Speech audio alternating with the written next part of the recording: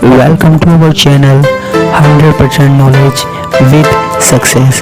Video देखने से पहले चैनल को सब्सक्राइब कीजिए और बेल आइकॉन दबाइए।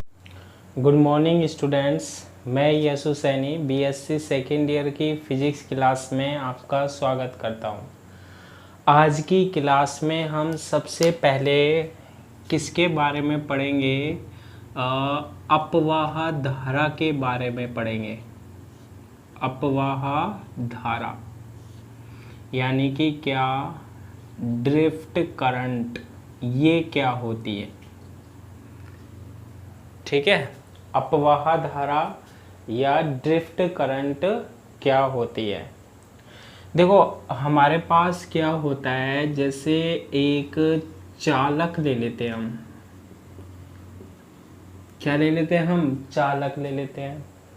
और हम जानते हैं कि ये जो कंडक्टर होता है, ये जो चालक होता है ना, इसमें क्या होते हैं? मुक्त इलेक्ट्रॉन होते हैं, फ्री इलेक्ट्रॉन होते हैं इसमें ना। और ये जो मुक्त इलेक्ट्रॉन होते हैं, फ्री इलेक्ट्रॉन होते हैं, ये कैसी गति करते हैं? अनियमित यादृच्छिक गति करते रहते हैं। मतलब इलेक्ट्रॉन जो है, कोई इलेक्ट्रॉन ऐसे मूव कर रहा है, कोई इलेक्ट्रॉन ऐसे मूव कर रहा है, कोई ऐसे मूव कर रहा है, कोई ऐसे मूव कर रहा है, कोई ऐसे मूव कर रहा है। क्लियर है ये वाली बात? अब हम क्या करते हैं, ये जो चालक होता है ना, ये जो कंडक्टर होता है, इसको हम किससे जोड़ देते हैं?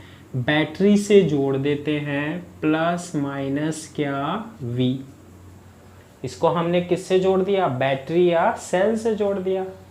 अब जैसे ही हम इसे बैटरी या सेल से जोड़ देते हैं ना, तो देखो ये कौन सा है? पॉजिटिव टर्मिनल है। तो यहाँ पर क्या उत्पन्न हो जाता है? प्लस। और यहाँ पर क्या उत्पन्न हो जाता है? नेगेटिव। पॉजिटिव और एक नेगेटिव। और हम जानते हैं कि एक सिरे पर पॉजिटिव, एक सिरे पर नेगेटिव, तो क्या उत्पन्न हो गया इसमें? विद्युत क्षेत्र उत्पन्न हो गया, इलेक्ट्रिक फील्ड उत्पन्न हो गया इसमें। इस इलेक्ट्रिक फील्ड के कारण क्या होता है कि ये जो इलेक्ट्रॉन होते हैं ना, अब जैसे इलेक्ट्रॉन पर ऋण आवेश होता है, नेगेटिव आवेश होता है, तो यहाँ ऋण है, ऋण ऋण एक दूसरे को क्या करते हैं? प्रतिकर्षित, नेगेटिव नेगेटिव। तो ये इलेक्ट्रॉन जो होते हैं वो एक निश्चित दिशा में क्या करने लगते हैं? गति करने लगते हैं। इलेक्ट्रॉनों का प्रवाह जो हो जाता है ना, वो एक निश्चित दिशा में हो जाता है। ठीक है, तो ये जो करंट फ्लो होगी ना हमारे पास चालकों में, कंडक्टर में, ये कौन सी करंट होती है हमारे पास? अपवाह धारा होती है। आप ऐसे भी कह सकते हो, अगर हम सेमीकंडक्टर की बात कर दें, यानी अर्धचालक की बात करते हैं, और मान लीजिए ये अर्धचालक है, तो अर्धचालक में क्या होते हैं? होल भी होते हैं और इलेक्ट्रॉन भी होते हैं।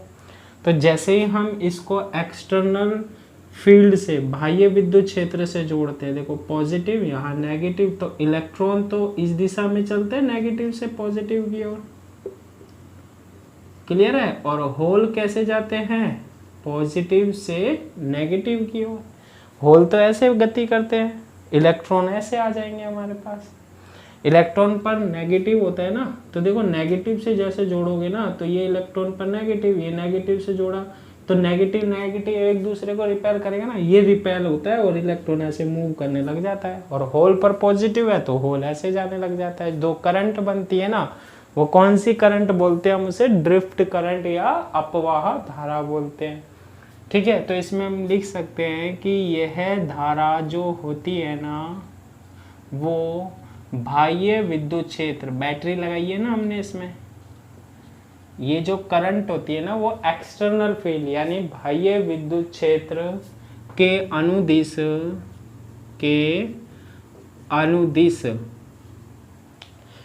बाह्य विद्युत क्षेत्र के अनुदिश आवेश वाहकों के आवेश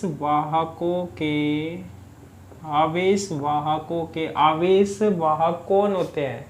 इलेक्ट्रॉन और होल के फलस्वरूप किसमें प्रवाहित होती है? अर्धचालक या चालक में प्रवाहित होती है। अर्धचालक या अर्धचालक व चालक में क्या होती है, प्रवाहित होती है। इसे कौन सी करंट बोलते हैं, हम ड्रिफ्ट करंट बोलते हैं। जब एक्सटर्नल फील्ड लगा देते हैं, बाह्य विद्युत क्षेत्र लगा देते हैं, है ना, और अपवाह धारा या ड्रिफ्ट करंट कहलाती है। दूसरी जो हम एक करंट की बात करते हैं ना, वो करंट हमारे पास कौन सी होती है, विसरण धारा, डिफ्यूजन करंट होती है। एक करंट और पढ़ते हैं हम, डिफ्यूजन करंट। देखो करंट जो होती है ना, वो हम जानते हैं, जो चार्ज होता है ना, आवेश होता है ना, जब वो मोशन में होता है, गति करता है, तो धारा बनती है हमारे पास। आवेशों का प्रवाह जब होता है ना, तो हमारे पास क्या बनती है, धारा बनती है। तो अभी हम किसके बारे में पढ़ रहे हैं, डिफ्यूजन करंट के बारे में। डिफ्यूजन करंट, ठीक है, इसे हम क्या बोलते हैं, विसरण धारा बोलते हैं। कौन सी धारा बोलते हैं, विसरण धारा बोलते हैं, विसरण धारा भी बोलते हैं। अब देखो इसको कैसे समझा सकते हैं, देखो इसको समझना आप, जैसे एग्जाम्पल है जस्ट कि ये मैंने यहाँ क्या ले लिया, पी अर्धचालक ले लिया। क्या ले लिया हमने, पी टाइप का सेमीकंडक्टर ले लिया। और एक हमने यहाँ पर क्या ले लिया, एन टाइप का अर्धचालक ले लिया, यानी सेमीकंडक्टर ले लिया। एक तो पी टाइप का सेमीकंडक्टर है और दूसरा क्या है, एन टाइप का सेमीकंडक्टर है, अर्धचालक है। अब क्या होगा, पी टाइप के अर्धचालक में ज़्यादा क्या होते हैं, ध्यान रखना, क्या होते हैं, होल होते हैं। बहुसंख्यक यानी मेजॉरिटी किसकी होती है, होल की। लेकिन पी अर्धचालक में क्या और होते हैं, इलेक्ट्रॉन भी होते हैं। ये इलेक्ट्रॉन हमने दर्शा दिए, क्लियर है ये वाले। एन टाइप का जो सेमीकंडक्टर होता है, अर्धचालक होता है, उसमें क्या ज़्यादा होते हैं, इलेक्ट्रॉन। ये हमारे पास क्या है, इलेक्ट्रॉन है, बहुत ज़्यादा होते हैं, बहुसंख्यक होते हैं, मेजॉरिटी होती है किसकी, इलेक्ट्रॉन की, ठीक है। लेकिन इसमें क्या एन में एन अर्धचालक में होल नहीं होते, होते हैं। तो इसमें क्या है, होल भी हैं, लेकिन होल क्या होते हैं, अल्पसंख्यक होते हैं, माइनॉरिटीज में होते हैं, बहुत कम होते हैं ना।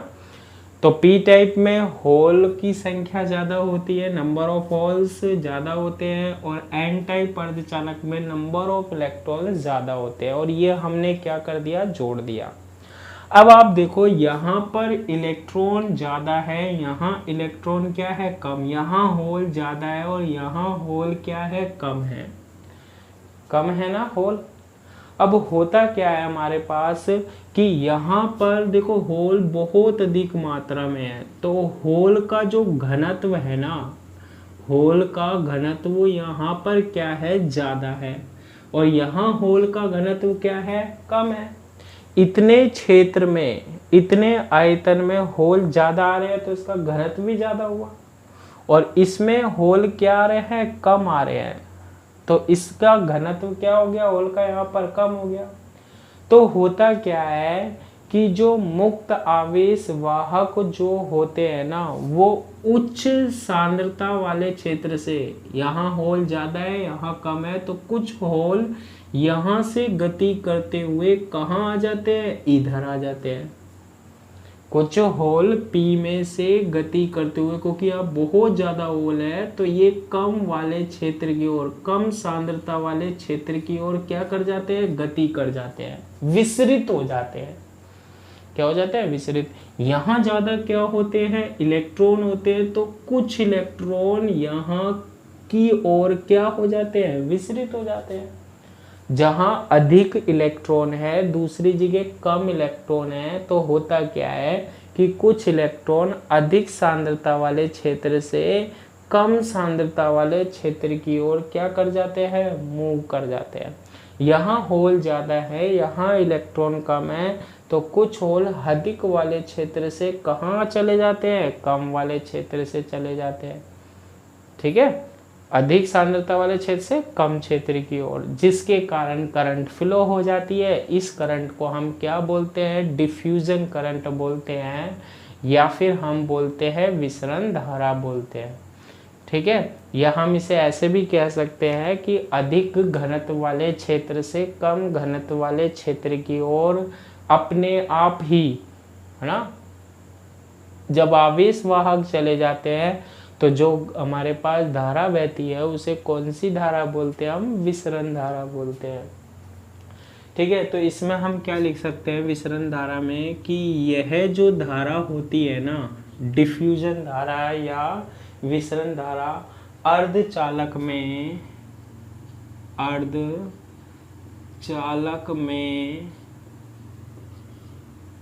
यह धारा अर्धचालक में मुक्त आवेश वाहकों के, मुक्त यानी फ्री, ठीक है, आवेश वाहक क्या, charge carrier, free charge carrier, जो कि क्या होते हैं, इलेक्ट्रॉन और होल होते हैं। ठीक है, मुक्त आवेश वाहकों के उच्च सांद्रता क्षेत्र से, हाई कंसंट्रेशन क्षेत्र, उच्च सांद्रता क्षेत्र से, यानी जहां ज्यादा है होल, है ना, या इलेक्ट्रॉन, उच्च सांद्रता क्षेत्र से निम्न सांद्रता क्षेत्र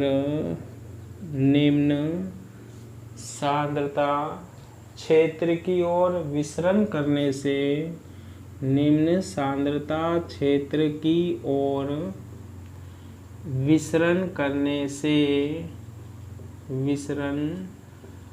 करने से क्या होती है, उत्पन्न होती है।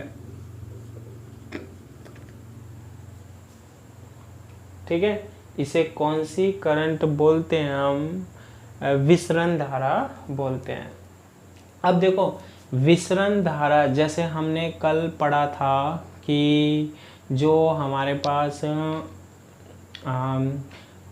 विसरण धारा, तो ये हमने कल जो क्लास में पढ़ा था, पहले की क्लास में, उसमें हमने अपवाह धारा पढ़ा था ना, और अपवाह धारा घनत्व भी निकाला था हमने, करंट डेंसिटी निकाली थी पहले की क्लास में। आज हम विसरण धारा घनत्व निकालते हैं। ये कैसे निकालते हैं, देखो विसरण धारा किनके कारण प्रवाहित होती है, एक तो होती है इलेक्ट्रॉन और दूसरा क्या होता है, होल। तो ये जो विसरण धारा है ना, इसमें हम इलेक्ट्रॉन का धारा घनत्व देखते हैं। इलेक्ट्रॉन का जो धारा घनत्व होता है, धारा घनत्व कैसे निकालते हैं, J = I/A। I में किसका भाग देते थे, A का, तो पहले की क्लास में हम कर चुके हैं। इसका जो धारा घनत्व होता है ना, वो निर्भर करता है del N/del x के। del N/del x क्या है, मैंने बताया था कि यहाँ से जो इलेक्ट्रॉन हो रहे हैं ना, यहाँ इलेक्ट्रॉन ज़्यादा है तो ये अधिक वाले क्षेत्र से कम वाले क्षेत्र की ओर क्या कर गए, मूव कर गए। ठीक है, तो इलेक्ट्रॉनों की संख्या तो कितनी है, n है, और ये देखो यहाँ से यहाँ मूव करेंगे तो कुछ डिस्टेंस होगी ना, तो दूरी होगी ना, वो मैंने क्या मान ली, x, यानी कि जो इलेक्ट्रॉन यहाँ से यहाँ मूव कर रहे हैं, इलेक्ट्रॉनों की संख्या में क्या हो रहा है, परिवर्तन हो रहा है। धारा घनत्व जो होता है वो प्रोपोर्शनल होता है del N/del x के। अब इलेक्ट्रॉनों पर आवेश भी होता है, ये तो संख्या है, आवेश कितना होता है इलेक्ट्रॉन पर, E होता है।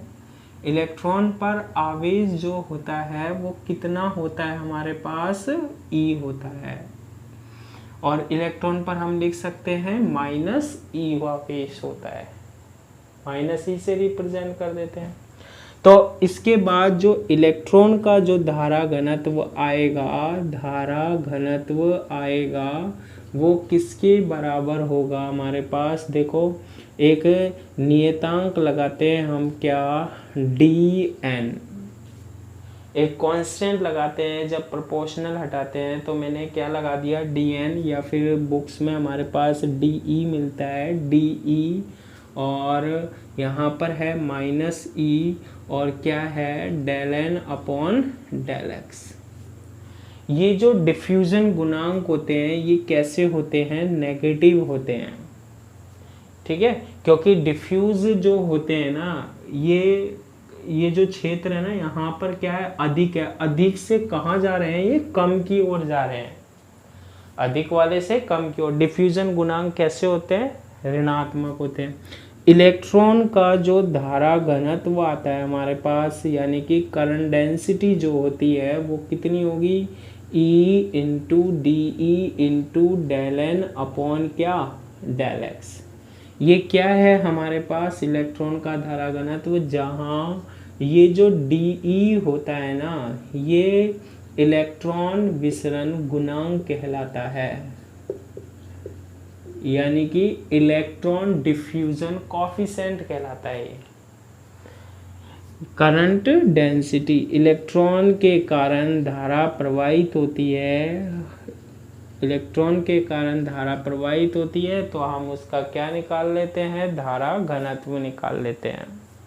ऐसे ही क्योंकि अर्धचालक में होल भी होते हैं, अर्धचालक में भी क्या होते हैं, होल भी होते हैं अर्धचालक में, तो होल के लिए हम क्या करेंगे, होल धारा घनत्व निकालेंगे। क्या निकालेंगे हम, होल धारा घनत्व निकालेंगे। और जो होल धारा घनत्व होता है वो भी प्रोपोर्शनल होगा। अब जैसे यहाँ ज़्यादा होल होते हैं, यहाँ इलेक्ट्रॉन कम होते हैं, तो होल अधिक से कहाँ की ओर जाएंगे, कम की ओर करेंगे। तो होल धारा घनत्व इज प्रोपोर्शनल, यानी होल की जो संख्या है ना, p किसको रिप्रेजेंट कर रहा है, होल चेंज हो रहा है विद रिस्पेक्ट टू x, यानी कि x दूरी पर होल की संख्या क्या हो रही है, परिवर्तित हो रही है, del p upon del x. और होल पर चार्ज कैसा होता है, पॉजिटिव होता है, इलेक्ट्रॉन पर तो नेगेटिव होता था, इसलिए हमने क्या लिखा था, -e।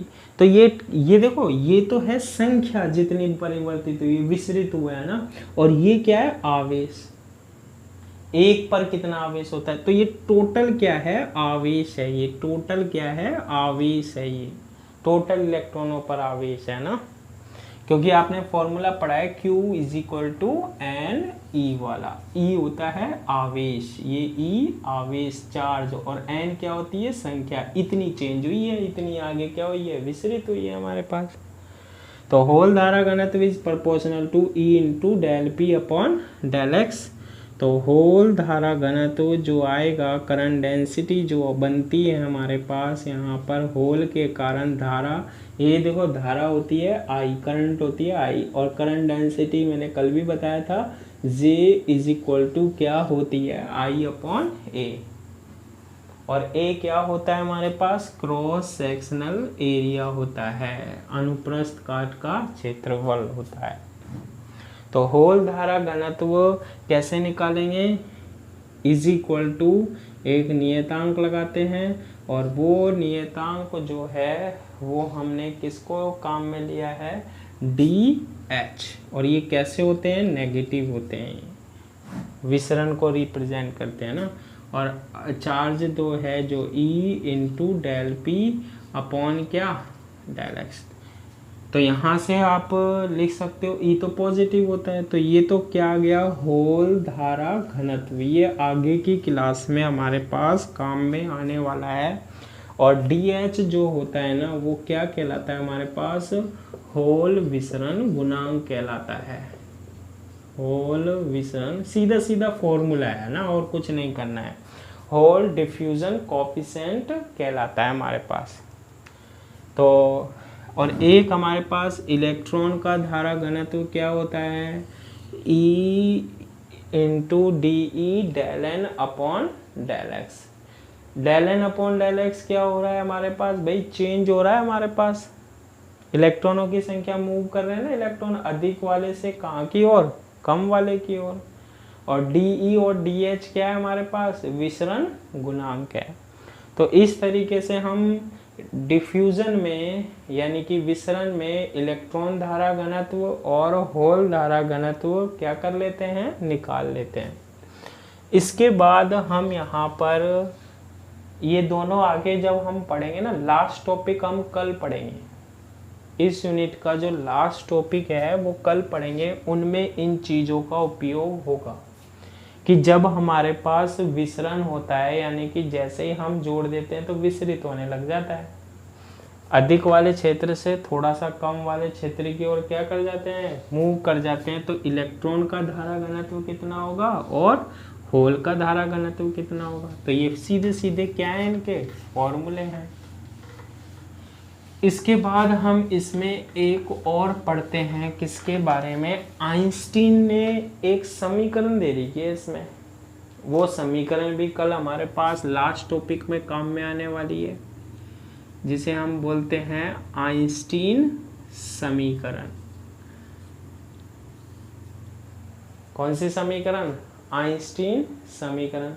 आइंस्टीन समीकरण क्या कहती है हमारे पास कि D H upon mu H, D H upon क्या, mu H is equal to D E upon क्या, mu E is equal to K T upon क्या, ई। ये क्या होते हैं, बराबर होते हैं D H upon mu H का रेशियो यानी अनुपात, D E upon mu E का रेशियो अनुपात इज इक्वल टू होता है के टी अपॉन ई के। अब डी एच मैंने अभी अभी आपको बताया है क्या होता है, होल विसरण गुणांक होता है, होल विसरण गुणांक होता है डी एच।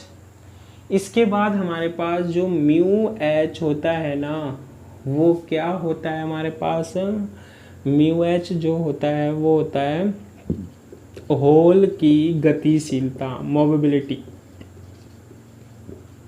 ठीक है, होल की क्या होती है, मोबिलिटी होती है, गतिशीलता होती है। डी ई जो है हमारे पास वो क्या होती है, इलेक्ट्रॉन विसरण गुणांक होता है, इलेक्ट्रॉन डिफ्यूजन कॉफिशिएंट होता है। ठीक है, गुणांक को क्या बोलते हैं, कॉफिशिएंट, इलेक्ट्रॉन डिफ्यूजन कॉफिशिएंट होता है, इलेक्ट्रॉन डिफ्यूजन कॉफिशिएंट। और म्यू ई क्या होता है हमारे पास, इलेक्ट्रॉन की गतिशीलता, मोबिलिटी, इलेक्ट्रॉन की क्या होती है, मोबिलिटी होती है। इन दोनों का रेशियो बराबर होता है। और देखो इसमें तीसरी टर्म और आ रही है के टी अपॉन ई। के क्या होता है हमारे पास, बोल्ट्जमान नियतांक होता है, बोल्ट्जमान कांस्टेंट होता है, बोल्ट्जमान कांस्टेंट होता है। और इसकी वैल्यू होती है हमारे पास बोल्ट्जमान कांस्टेंट की नियतांक की कितनी होती है, आपने बहुत बार पढ़ा है, 1.38 इंटू 10⁻⁻23 जूल पर केल्विन होती है। कितनी होती है बोल्ट्जमान नियतांक की वैल्यू या बोल्ट्जमान कोफिशिएंट की वैल्यू, 1.38 इंटू 10⁻23 जूल पर केल्विन। टी क्या है हमारे पास, टेम्परेचर होता है, ताप होता है। और ई हमारे पास क्या है, आवेश, जिसकी वैल्यू कितनी होती है, चार्ज होता है जिसकी वैल्यू कितनी होती है, 1.6 इंटू 10⁻⁹ कूलाम होती है। ठीक है, तो आज हमने यहाँ तक आइंस्टीन समीकरण तक पढ़ लिया है ना। कल की क्लास में इस यूनिट का लास्ट टॉपिक पढ़ेंगे जो कि क्या है, पीएन संधि डायोड इक्वेशन है, समीकरण है। और वो भी यूँ लगा लो आपके पास वेरी वेरी इम्पोर्टेंट है। अगर आपके पास, अब हम पूरी यूनिट पढ़ चुके हैं, लास्ट टॉपिक है पीएन संधि डायोड समीकरण, या तो Thevenin theorem, Norton theorem important है, एक इन दोनों में से तो मोस्टली आती है ना। और एक अगर क्वेश्चन बनता है ना तो हर बार लगभग पीएन संधि डायोड इक्वेशन आती ही आती है।